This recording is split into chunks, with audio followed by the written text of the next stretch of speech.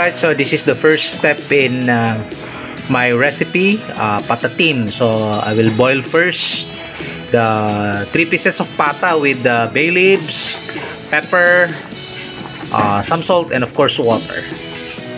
So ito guys, i-fry natin ng konti itong pata para pag niluto na natin itong patatim hindi magkakahiwalay.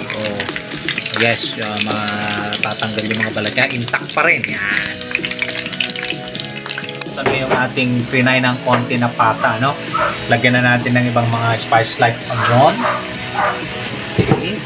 And then garlic. Right. Then we need also to put bay leaves. Okay.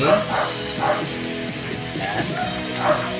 Then of course, we have to put black pepper. Right. And of course, soy sauce.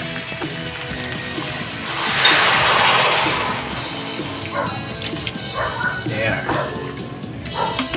And of course, we put some soda, like this is Sprite. This will tenderize the meat.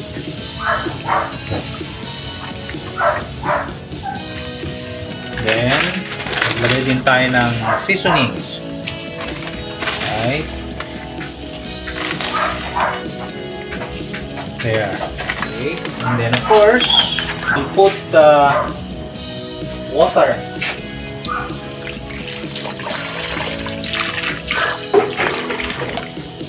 Then low heat lang guys, low heat lang, so that it will be cooked slowly. Okay. Then we'll cover it. There. Right.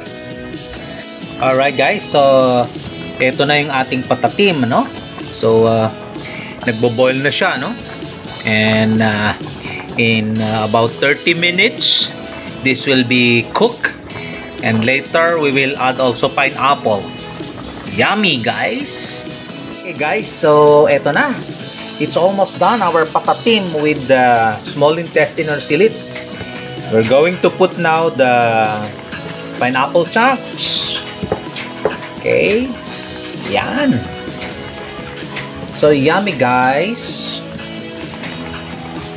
perfect, right? One more. There.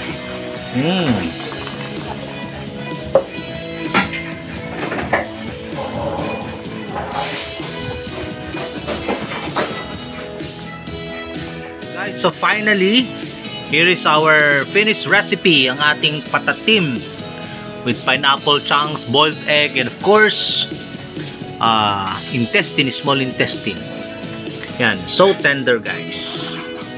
Okay, so let's eat, let's eat. Happy New Year to everyone.